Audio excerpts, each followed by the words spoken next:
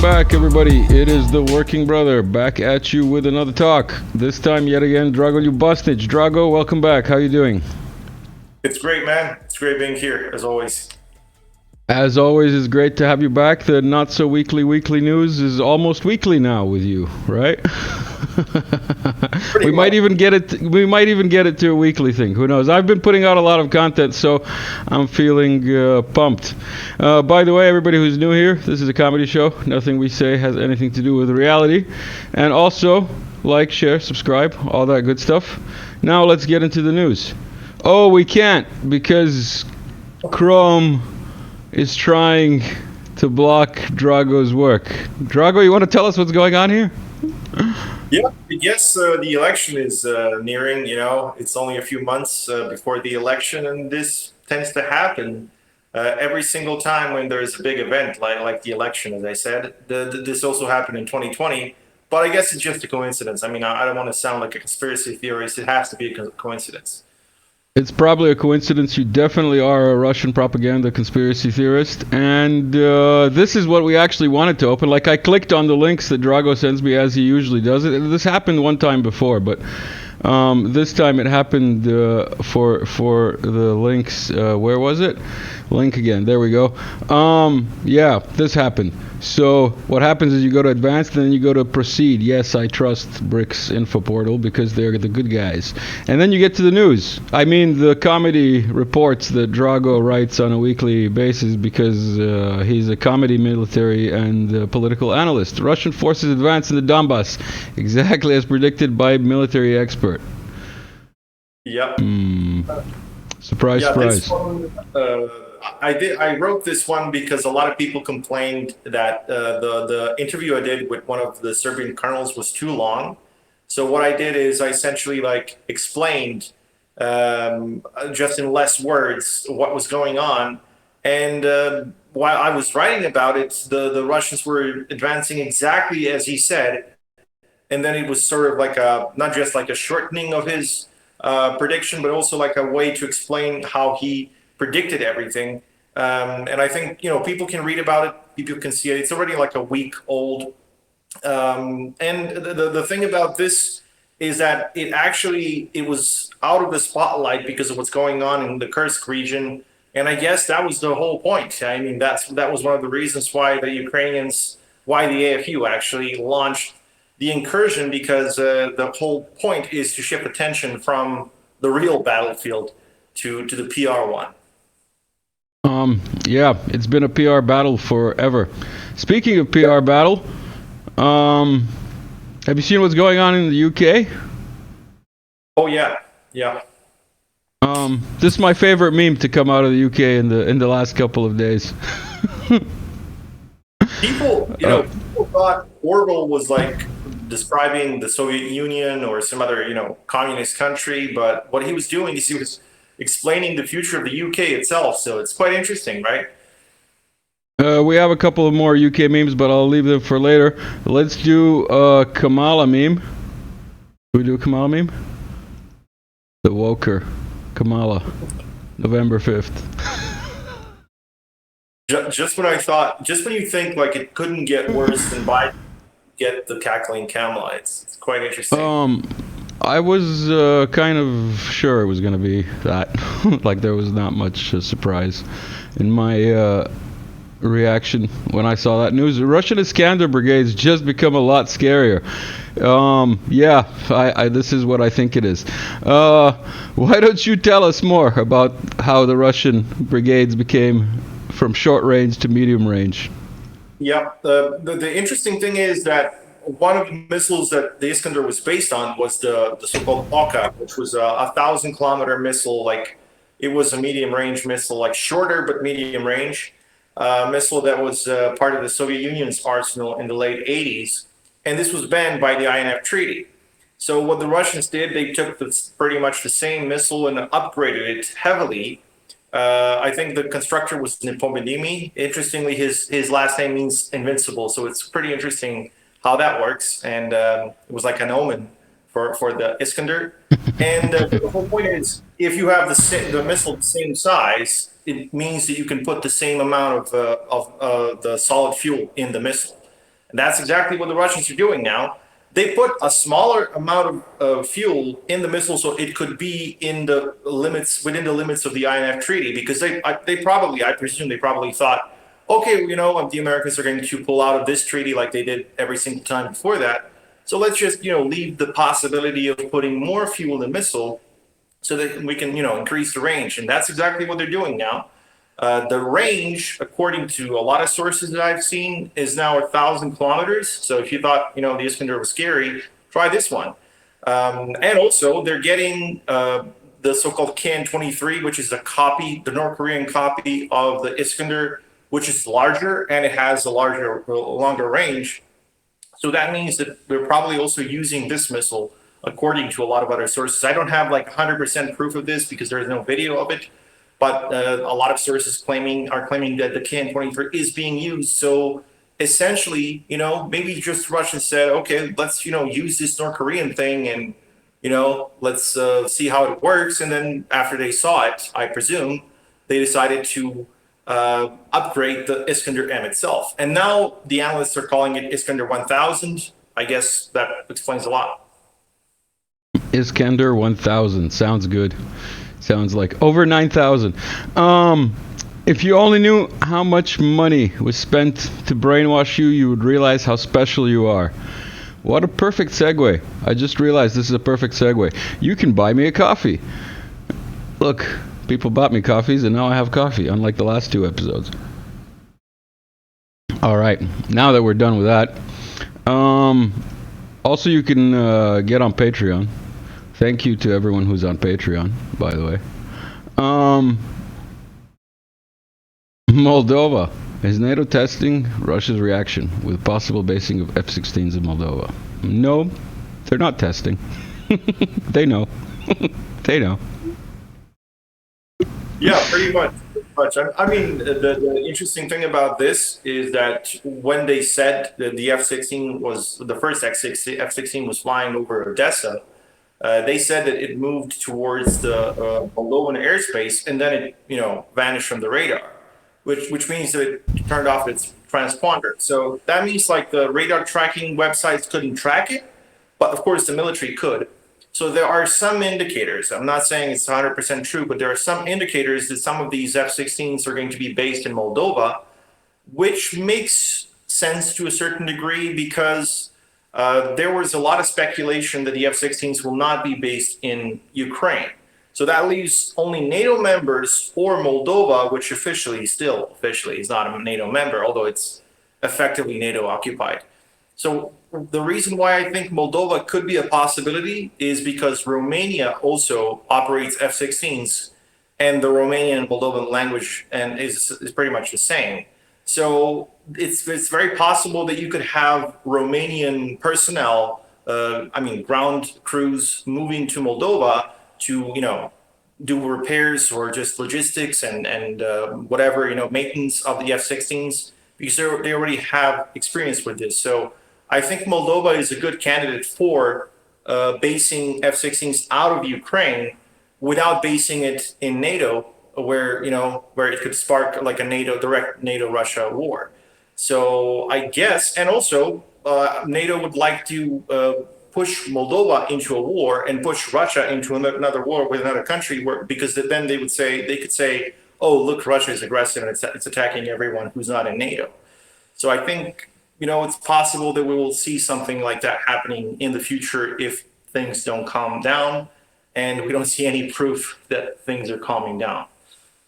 Yeah, it doesn't look like things are going to be calming down anytime soon, and the rhetoric has been increased. Regarding your incursions thing, I have a post here from Fighter Bomber, which I came across today, that Russian channel Fighter Bomber. It says, Poland trained for airstrikes in Kaliningrad region under the cover of a fighter jet, Russian Telegram source Fighter Bomber claims. They made 6 approaches to the attack. In the last approach, they turned around 40 kilometers from the state border. Unfortunately, I can't get that on screen right now. I didn't prepare it beforehand. But what do you have to say about the crazy Poles wanting to become an underwater nation? Well, like I don't understand what do they think they will accomplish with this. First of all, any sane politician, if they had any independent thinking and neurons and functioning neurons, they would say, okay, let the Russians finish this. Maybe we can take the western parts of Ukraine and be done with it, right? That's what a sensible leader who wants to take something, if they want to take something, would do. I mean, if I were them, I wouldn't take anything from Ukraine because it's going to be a mess. Like they're going to get a lot of people who might not be very loyal to Poland, just like they were not loyal to Russia after decades or centuries in union with Russia. So why would they be loyal to Poland? So either way, it doesn't make sense. On the other hand, it makes even less sense to try to poke the bear, which has destroyed like 3 or 4 Ukrainian armies so far and obliterated like up to 600 or maybe 700,000 soldiers. Like, why would you want to do that?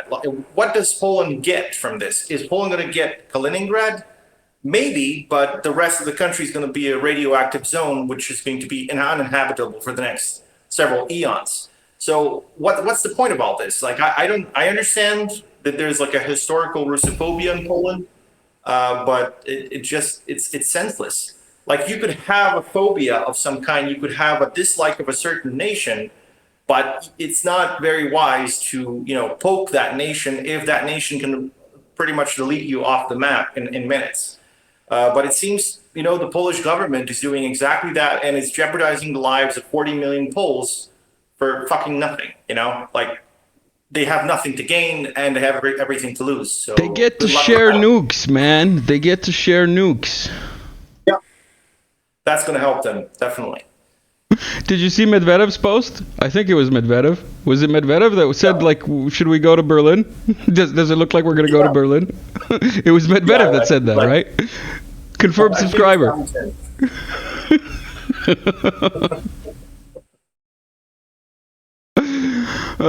Keep calm and wait for Russians if you're in Germany. Or Poland. Or did you hear about that German thing? Yeah, we talked about it before we started recording. What's it called? Is it Donetsk? Yeah, Donetsk People's Republic Ministry of Foreign Affairs posted. Right. Go on, Drago. Tell people what they posted. Yeah, well, they posted that essentially the Bundeswehr is trying to become Wehrmacht, I guess, because they are just they're essentially like doing the rehabilitation of these Nazi commanders from World War II. And then, like, I suppose they're becoming the new heroes of the Bundeswehr, or should I say Wehrmacht 2.0. I guess it's going to, end up being just as successful as the previous one. I mean, I really don't know what to say.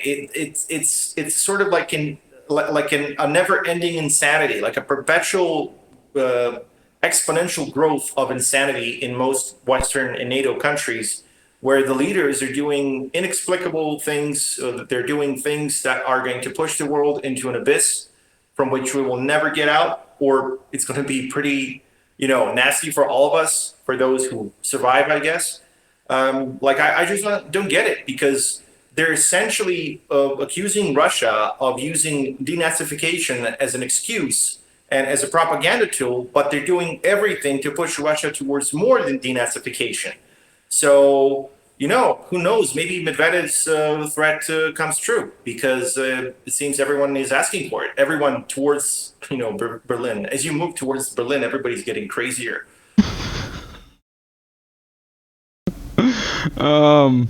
Yes.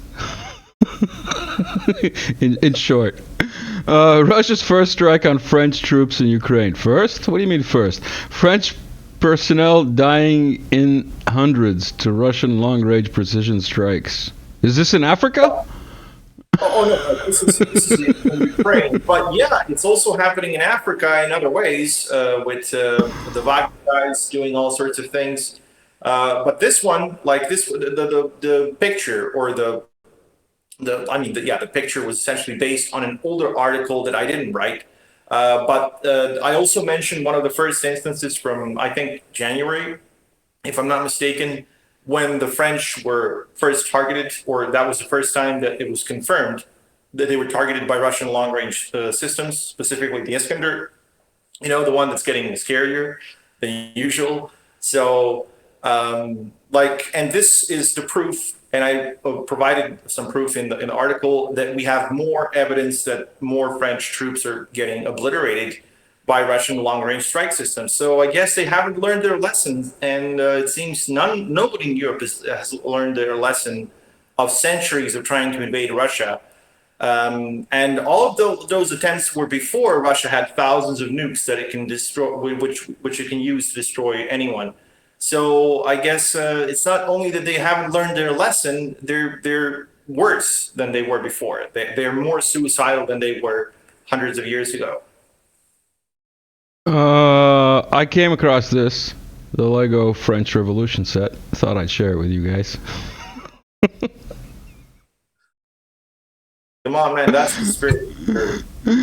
I never knew I actually had one of those sets before, because you know, when you play with Legos you always end up with a bunch of heads. But yeah, anyway, now NATO neo-Nazi junta lunatics nearly blew up the world 2 weeks ago. Yeah, this is that thing that I thought we were going to get into, but we weren't, but we are. But it's good that we are, because I heard some of that, and yeah, that was scary. You want to tell people what this is about? Yep. I just want to say, like, not 2 weeks ago, but like last week, I was part of this online meeting that was headed by Pepe Escobar, one of the greatest guys in the world.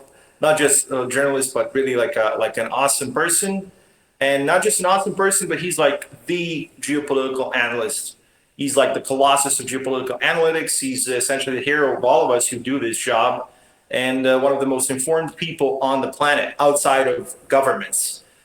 He is personally acquainted, and he's also funny. He has a sense of humor too. He's funny. Oh yeah, he's hilarious. He's hilarious. Like. And also, he personally knows a bunch of other, you know, top leaders from various countries, including presidents and prime ministers, and so on and so on.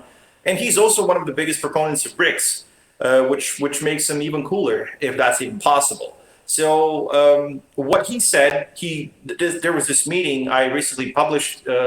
I recently published it on my Telegram channel after it was published by the hosts. But there was like this almost 2 hour long meeting where he revealed a lot of stuff that was very, very interesting. But one of the things that he revealed was extremely scary. And I to be honest, they didn't know about it until there was like official news about it. So essentially what happened is on July 28th, there was this naval parade day in St. Petersburg in Russia. And there was Putin there. There was Belousov, the new defense minister, as well as the rest of the Russian leadership.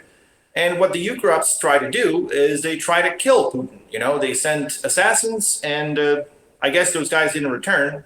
But I can't go into details about that. However, the point is, Belousov called the Mr. Austin, the defense secretary of the United States, and told him in no indirect terms that he will see sundown at 3 a.m. if this ever happens again, or if they succeeded, they would get nuclear war in 5 minutes. However, the point is, the Western media, the mainstream propaganda machine, tried damage control immediately after this, saying that the U.S. stopped. You know, now they're saying that the U.S. stopped or prevented this attack because they were afraid of global destabilization. That's talk about using euphemisms.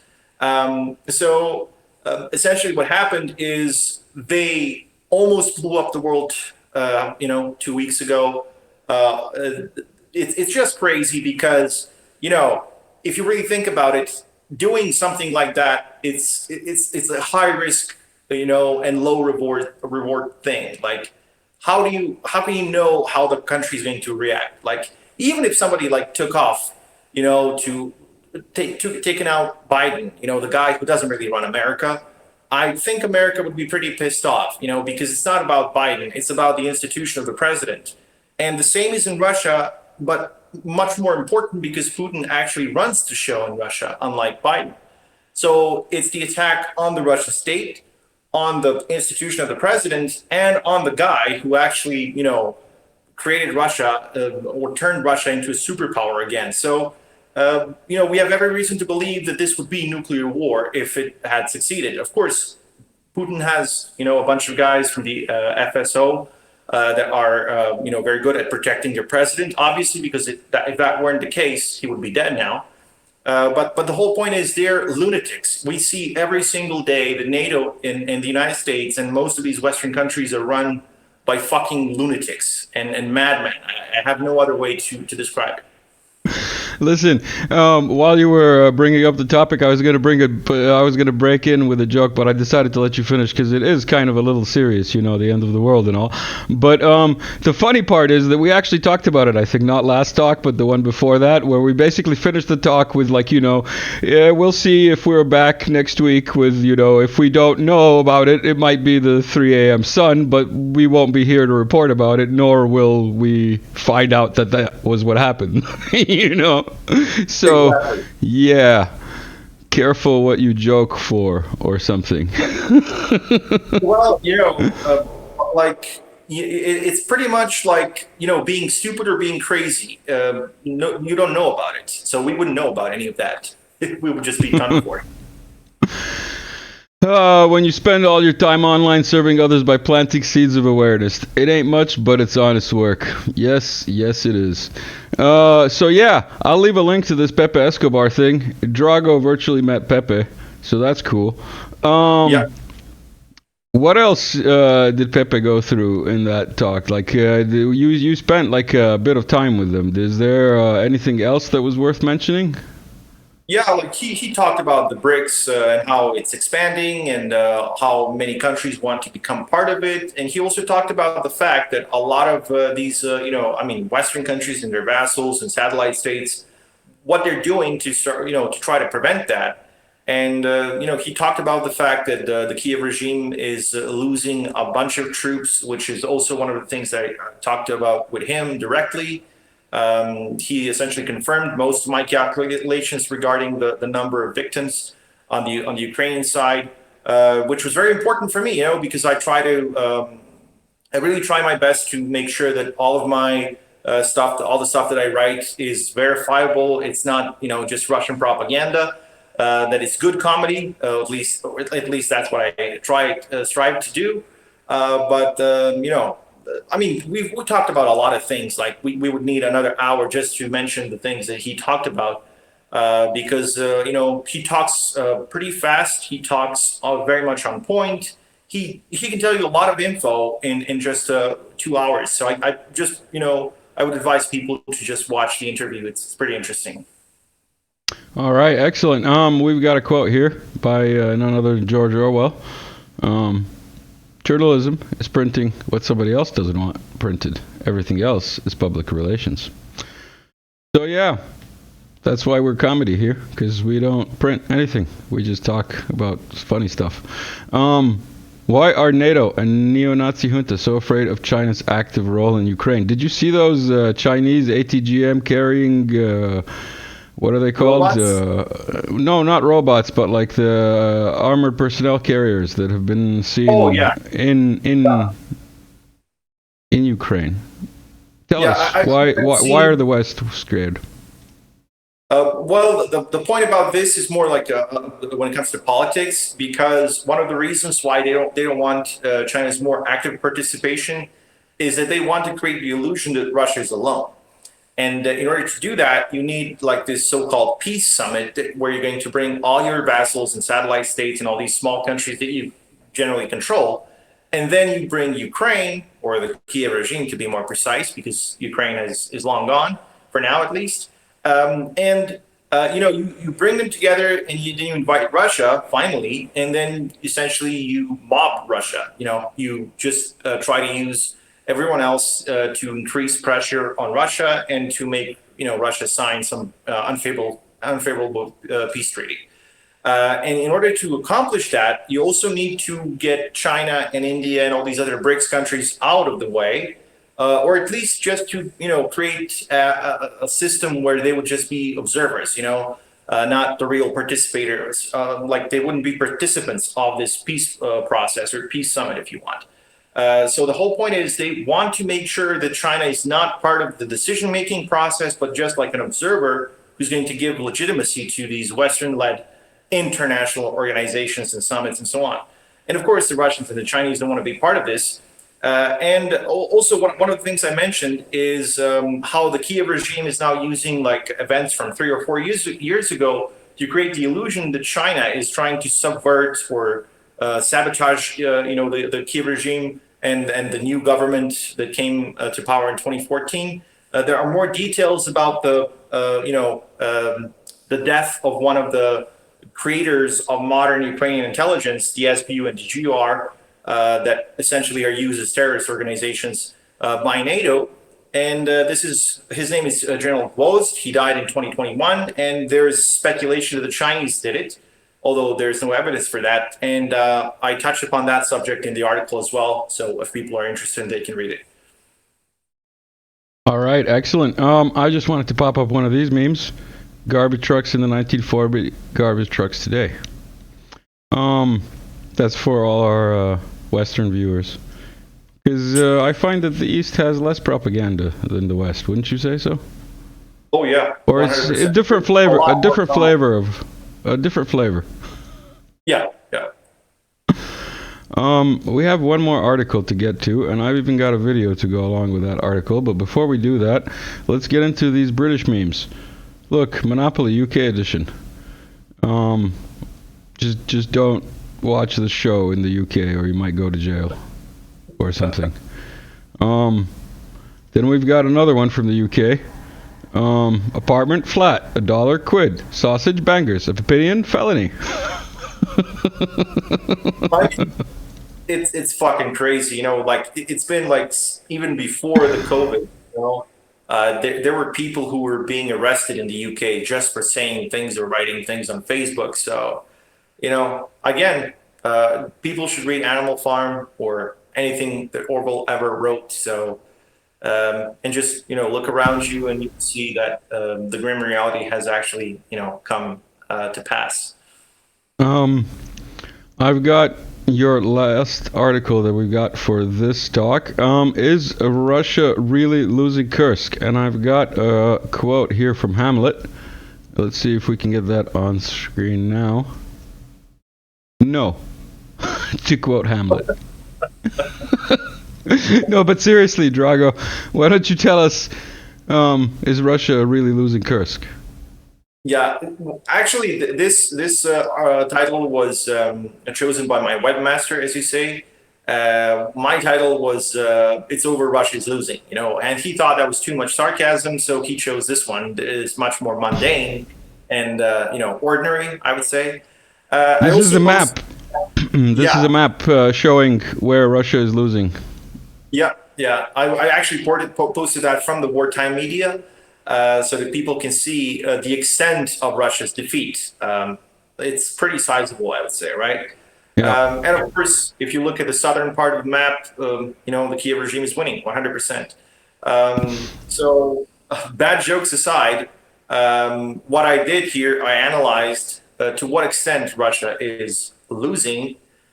So I explained, what happened. I explained what's happening now, and I also, kind of made a prediction what's going to happen in the future. So, I wrote this because there's so many people who are actual Russia supporters, but they live in this, NATO propaganda echo chamber, where they don't really know, what's going on outside of this echo chamber. So. I wrote this because there was a lot of panic, and even among Russian supporters here in Serbia, and even among some Russians, it was man, like there's always panic, man. All these people are like, I don't know if they doom it because it's fun, or they doom it because of the clicks, or they doom it because like they really are that gullible. But like every single time, it's just like, oh my God, no, we're losing. Oh my God, no. Yeah, I mean, what do you expect? It's a freaking war, like, can you imagine what would have happened if there was like Telegram in 1941? Oh, like Kiev fell, Kharkov fell, like they're 30 kilometers from Moscow. There were telegrams in 1941, but there was no telegram per se. Can you imagine like the real time updates in 1941?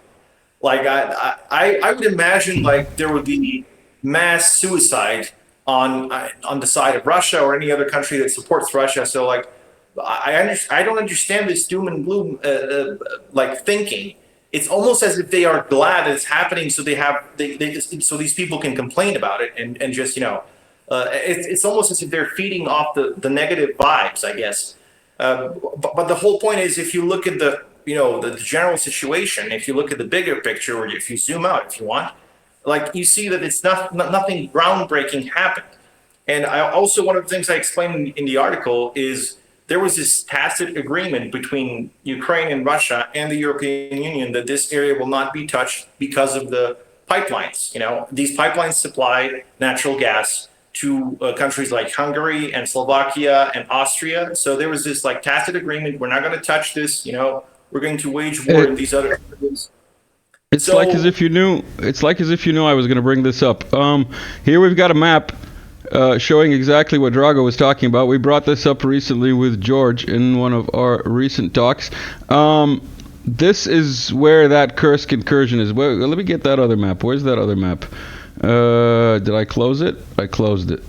God damn it.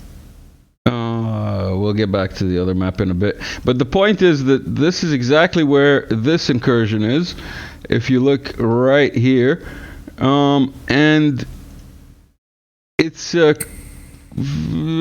don't think it's a coincidence. Let's put it this way, because this is one of the main things that was destroyed. This pumping station, which basically pumps to all of Europe. Also, you'll notice they already built trenches in the corner there.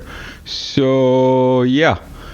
By accident, of course. Has nothing to do with pipelines and petrodollars, as George would say. Yeah.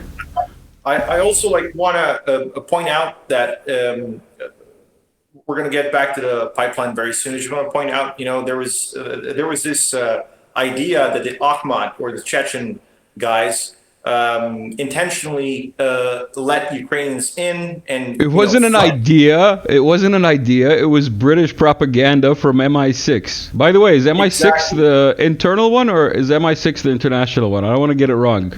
Is MI5 the internal one, or MI5 the? MI5 is the internal one. MI6 is the external one, if I'm not mistaken. All right. So, in any case, this was from the British. The story about the Ahmat, because that's where I saw it first online. Go on.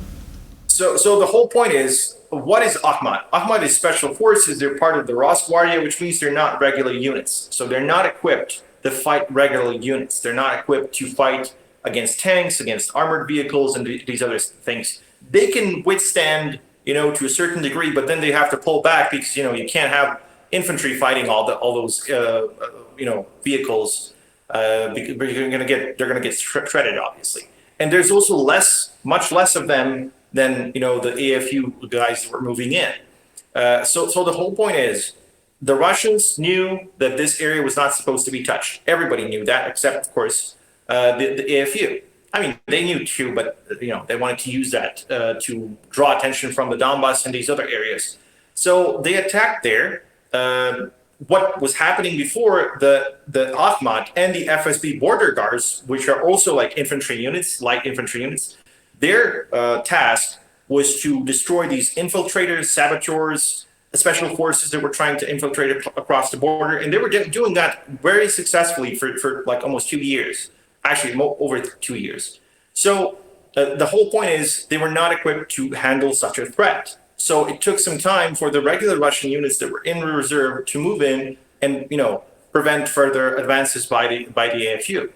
So the whole point is, like, this was only used, as you said, by the British propaganda to foment divisions and hatred within Russia, and to create this idea that Muslim fighters or Chechen fighters specifically are not loyal, they're not fighting, which is of course not true, because they are, and they have very high level of volunteers in the Russian military that's fighting in the SMO. So there's no point in helping the British or anyone else to foment hatred and divisions in Russia.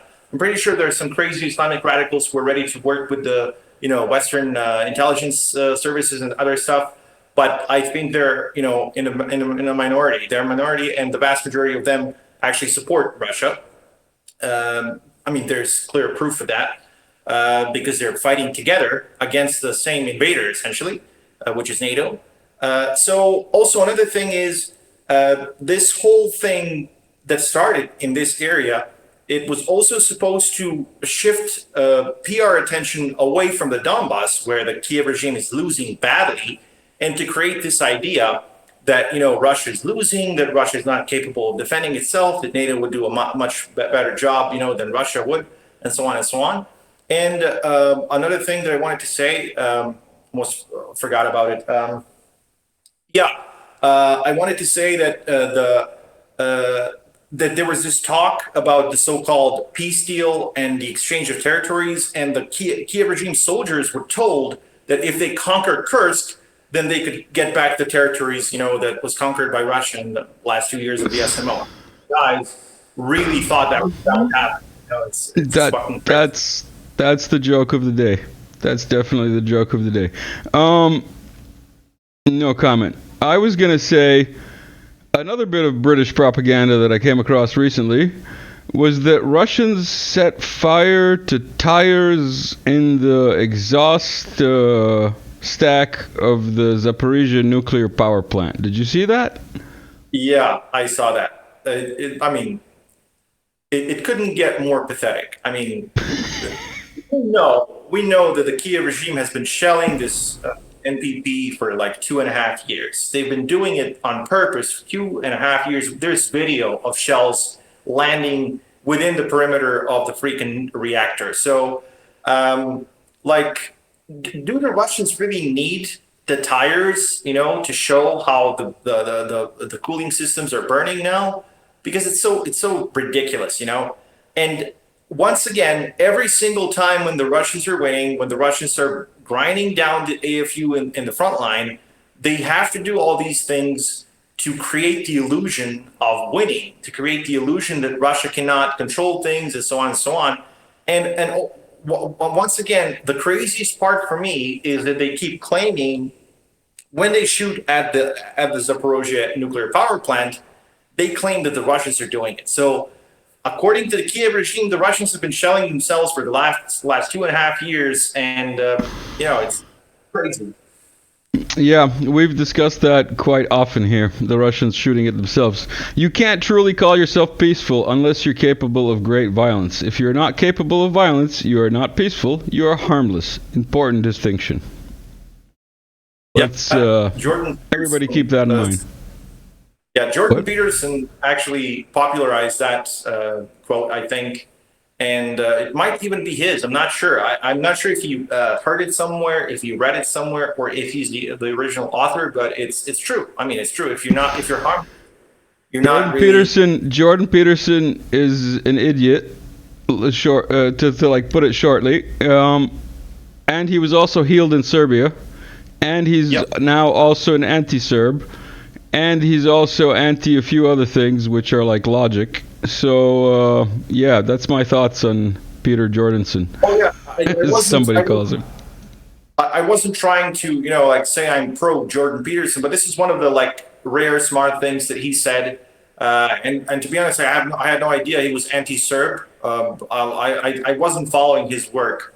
You know, I've been following it since he started crying every 5 minutes.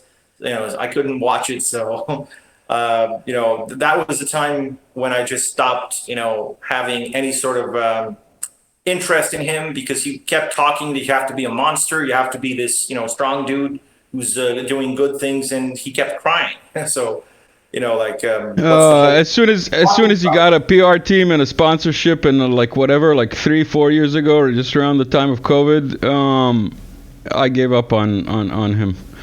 In any case, Drago, is there anything that you'd like to say before I flash up our little last quote of wisdom here? Yeah, let's hope we're not going to get a flash at 3 a.m. anytime soon, and then you can flash your thing. All right. If we don't handle our independence very well, colonizer will come back in the form of investors. Simon Mwasa Kwapwepwe. Not sure who that is. I should have found out probably before putting it up here, but maybe I'll find out by the next talk. But but definitely a good quote. Drago? Oh, yeah. 100% on point. I couldn't agree more. I've been saying the same thing for my country since I was in freaking high school, and a lot of my friends, agree with that. I'm sure you do as well. So, I mean, it's just common sense, and if you love your country to just a little bit, then you will have the same opinion, I think. All right. On that note, everyone who stuck around, thank you. Like, share, subscribe, all that good stuff. Drago, thank you again for sticking around. Good to record with you on a more regular basis. We'll be back, everyone. Have a good one.